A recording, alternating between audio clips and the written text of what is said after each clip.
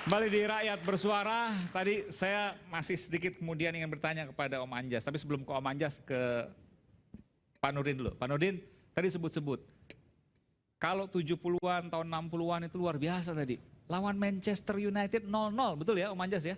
Lawan Uruguay menang 2-1. Lawan Ajax Amsterdam 0-0.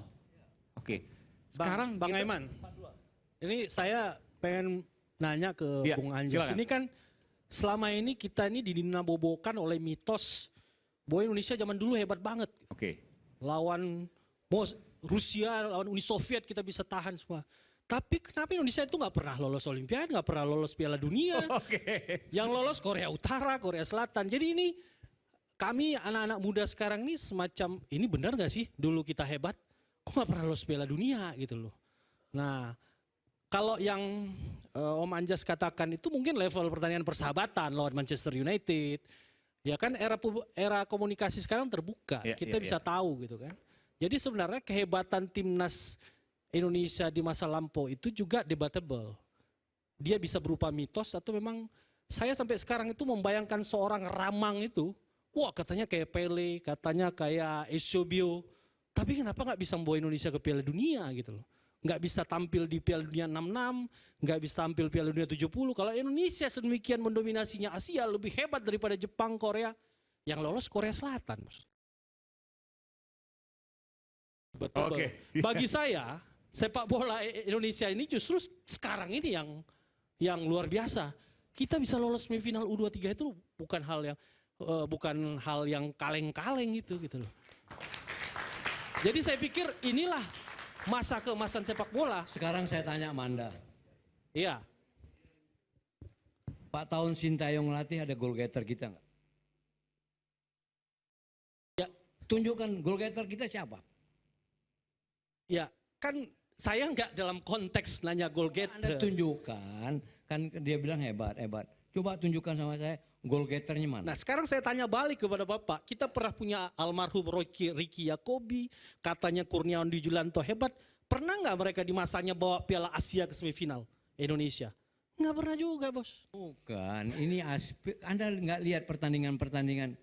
Mutunya kita ini sekarang di bawah. Anda lihat kita tuh parkir bus, ya kan, main bola ke belakang, main bola ke depan. Ini banyak. Kalau saya lihat dengar baik-baik. Kita ini banyak ditolong wasit. Nah sekarang gini. Ditolong wasit, maksudnya gimana? Tolong wasit itu gol-gol banyak yang offside. Di U23 atau apa? Aiman gini Wan. Kan ada VAR. Gini. Iya, VAR itu kadang-kadang Sebentar, Pak. bisa dipercaya, bisa tidak. Jadi VAR ini, contoh, waktu Jepang lawan Spain di Qatar, bola sudah out, Jepang bikin itu disahkan sama FIFA. Spain 30 cm lewat dari garis itu. Satu lagi, Portugal lawan Korea, 2 gol Korea 1 meter, 1,5 meter, pemain Korea itu di belakang, semua pemain belakang Portugal. Offside, VAR diam saja.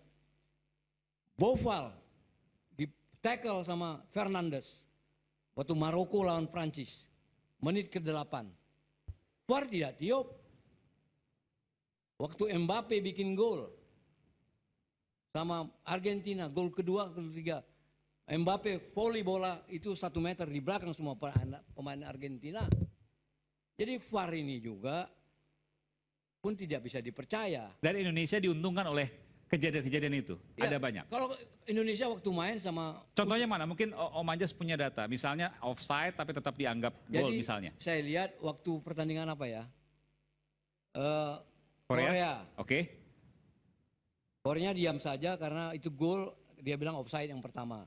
Terus udah ngerayain 5 penalti, Ya. itu disahkan, itu Korea kalah. Tapi Korea diam Koreanya. Nah kita diributkan karena kakinya si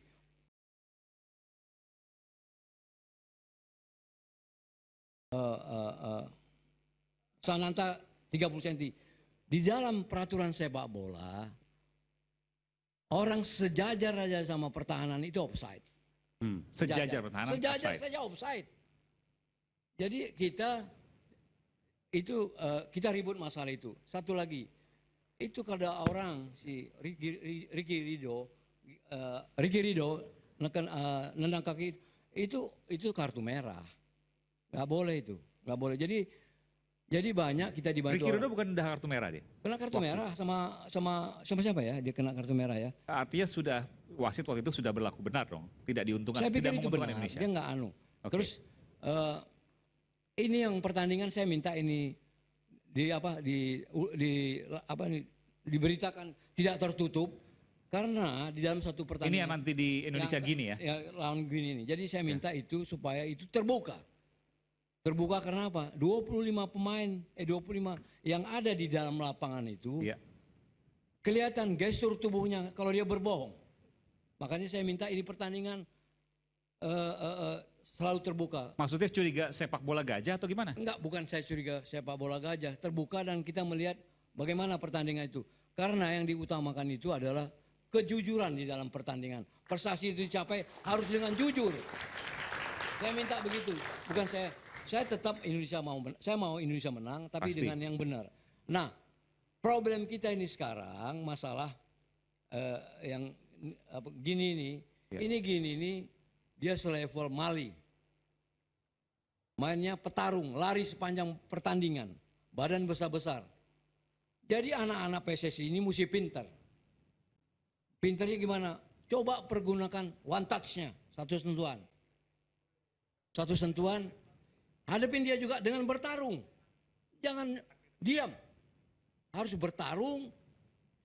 Orang bertarung ditekan terus, dia pun grogi juga. Tapi Om, saya mau tanya juga tadi, pertanyaan saya mengusik saya juga. Kalau tadi dikatakan zaman dulu itu luar biasa, lawan klub-klub pertandingan persahabatan atau apapun itu. Tapi kenapa juga nggak tembus-tembus Olimpiade? Bahkan Piala Asia juga tidak pernah, betul? Jawabannya sederhana, development sebetulnya. Maksudnya? Ini zaman dulu kita bicara ya? Iya, artinya sepak bola berkembang, sepak bola modern berkembang, sport science ada sekarang. Bahwa zaman dulu hebat di masanya, udahlah kita bicara itu. Sekarang kan kita ada- bergerak ke modern. Betul, saya sepakat. Jadi Tapi ada pertanyaan juga, kenapa kemudian kalau dikatakan hebat tidak tembus-tembus di ajang internasional, Piala Asia, Olimpiade dan lain sebagainya? Iya, saat itu tidak tembus. Bahwa ada kualitas-kualitas di masa itu juga harus kita akui. Tidak ada Ya. pertandingan Jadi- Piala Asia itu nggak ada. Nggak usah kita perbandingkan ketika masa berubah. Seperti misalnya Pele dengan Maradona, mana yang lebih baik? Saya pikir mereka juga bintang di masanya. Ya. Semuanya berbeda, dengan Messi juga beda. Situasi pertandingan bolanya udah beda, pressing game-nya udah beda gitu loh. Nah, saya mau berhenti itu. Sebetulnya dari topik pembicaraan acara ini ada yang menarik yang Bang Arya sampaikan tadi dengan kaitan topik dari acara rakyat bersuara ini. Bang Arya tadi kalau perhatikan mengatakan bahwa dari Qatar 23 ini Uzbekistan menginspirasi. Lalu cerita tentang FC Olimpik itu yang 3 tahun gitu loh. Yang saya mau bilang sebetulnya adalah yang dilakukan oleh Uzbekistan yang dibilang menginspirasi harusnya jadi pembelajaran buat kita gitu loh. Apa artinya? Kalau kita ingin hasilnya jangan lupakan prosesnya. Kalau kita ingin petik buahnya jangan lupakan merawat pohonnya gitu loh.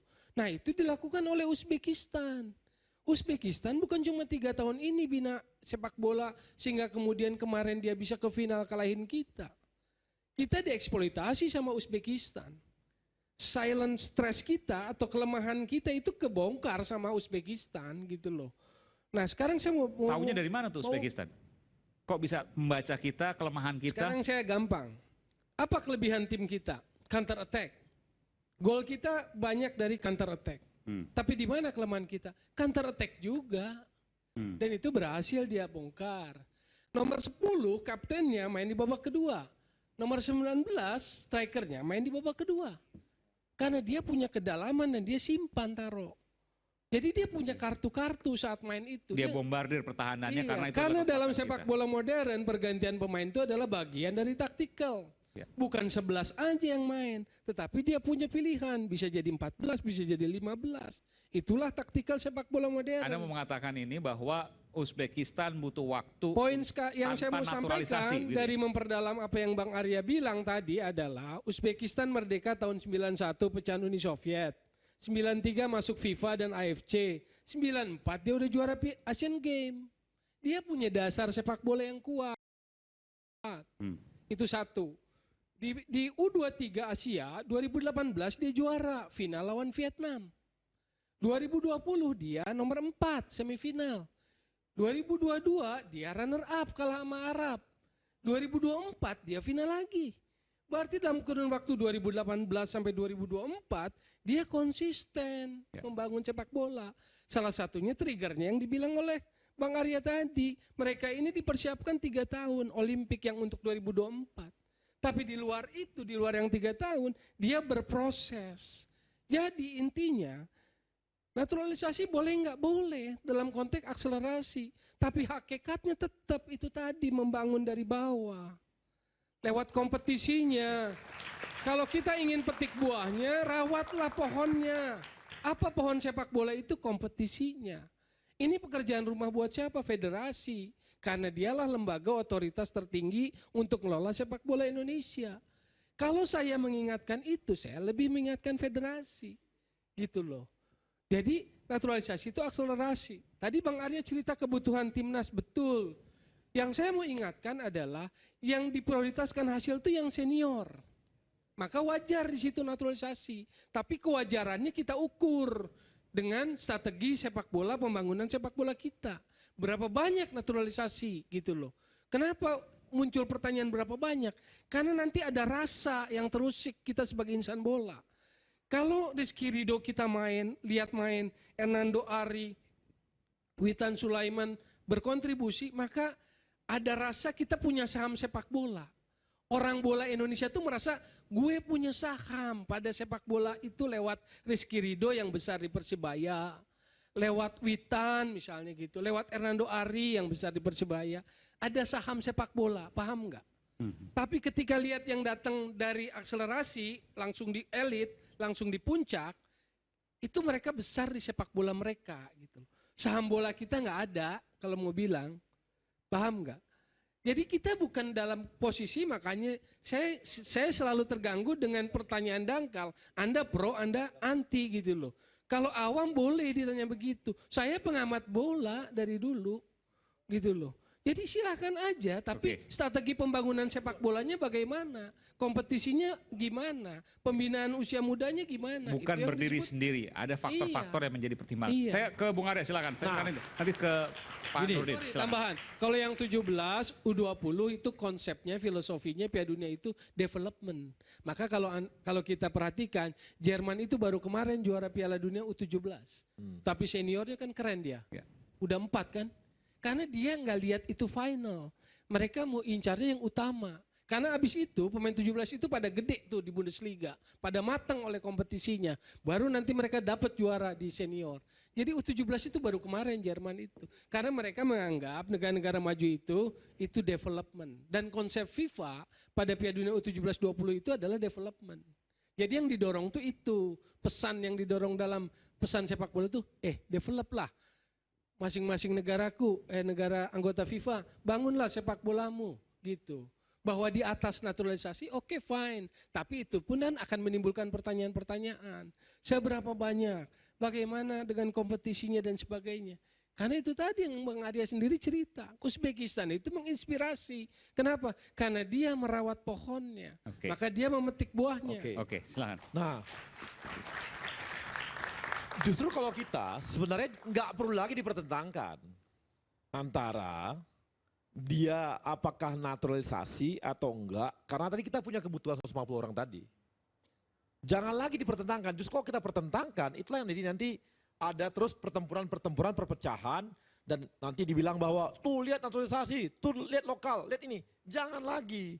Justru kita ini ada diskriminasi yang terjadi di sepak bola. Kalau kita buat seperti itu. Justru ketum itu sangat pede loh sama liganya. Buktinya apa?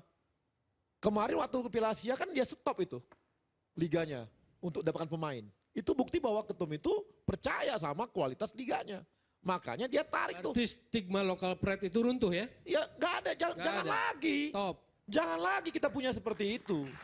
Pokoknya dari manapun pemain mau kita ambil, itu adalah pemain timnas Indonesia.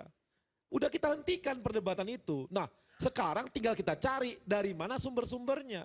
kompetisi, saya sepakat, kita semua di PSSI sepakat, Pak Ketum juga sepakat bahwa ini harus kita benahi dari youth development. Dan kita sebenarnya beruntung ini, kenapa? Tadi saya bilang bahwa, tadi benar Bang, ini satu sisi tadi Bang Ketum juga mengatakan bahwa founder Ketum kan gitu ya. Kalau di Amerika itu nggak pernah namanya mantan, nggak ada bro mantan. Ya, bahwa Bang Nurdin Halid, bahwa ada keuntungan kita dengan U23 ini usia 20 sekarang rata-rata. Apa keuntungannya?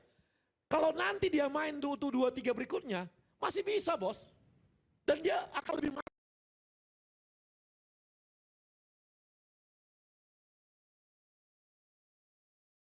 ini kita punya, kalau kita jaga dengan baik ya, rawat dengan baik ini akan jago makin ke depan, tiap tahun makin jago.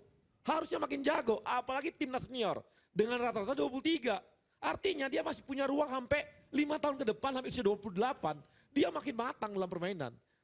Jadi kita harusnya melihat bahwa ini adalah pemain-pemain timnas kita yang lagi dalam proses usia emasnya. Tapi kita perlu tambah ini semua nih pemain-pemain ini, menutupi yang tadi itu, supaya jangan cuma 11 atau 14, maunya 22 pemain itulah ditukar apapun jagoan semua. Dan pergantian bukan karena kelelahan atau kurang kualitas, tapi memang bagian dari strategi. Nah itu yang harusnya itu yang benar. Nah itulah yang akan kita bangun. Jadi asal SDM-nya itu yang mumpuni, asal maju apa lebih bagus dari yang di lokal itu nggak apa-apa, itu bagus. Tapi asal yang mumpuni, yang Kalau punya itu Bang skill. jangan khawatir. Abang lihat kemarin ketika kita ngalahkan Vietnam 3-0 di Vietnam sendiri di Hanoi. Itu masuk yang namanya Tom Haye, masuk Jai Ijes, masuk Orat Mangun. Langsung 3-0 Vietnam. Itu bukti. Jadi itu yang signifikan memberikan perbedaan ya. Bukan ST gitu ya. Itu kan tolonglah kalian ini kalau begitu suaranya. Jadi di garis bawahi naturalisasinya maksudnya. Jadi Pembedaan maksudnya tadi di sini. jadi masuknya 3 pemain itu menjadi faktor penting menangan Loh, kita di Hanoi, bukan Tapi ST kalau -nya. tanpa taktik yang baik kan nggak bisa menang juga. Jadi kalau pertanyaan logika sepak bolanya dengan kualitas pemain itu terbuka kemungkinan juga dong pelatih manapun bisa bagus gitu Bang Arya. Gini Bang, saya kalau soal pelatih kami udah putuskan. Siap. Kami udah putuskan, kami profesional, KPI-nya dia sampai 8 besar, tercapai, harus kita hargai, bahkan masuk semifinal, kan semua harus dihargai. Kalau kita seperti itu, tapi yang pasti ya, ini artinya kita harus tutupi terus nih pemain-pemain kita. Dan kita harus cari dari manapun harus kita cari, nutupi ini. Liga kita perbaiki, youth development kita perbaiki. Tapi Bang, Ini PR-nya besar. saya pengen ngelurusin nih karena ada beberapa isu-isu yang nggak sedap juga. Jadi proses masuknya naturalisasi ini beda dengan Jerman, Perancis yang dinaturalisasi. Mereka kan dari kecil di Jerman, di Paris, di Perancis, kemudian dinaturalisasi. Jadi ada isu bahwa naturalisasi ini pemainnya dicari oleh agent dan ada deal-deal kontrak khusus dengan pemain-pemain Maklar. naturalisasi. Apakah benar Nah, sesaat apakah lagi itu rakyat benar, bersuara?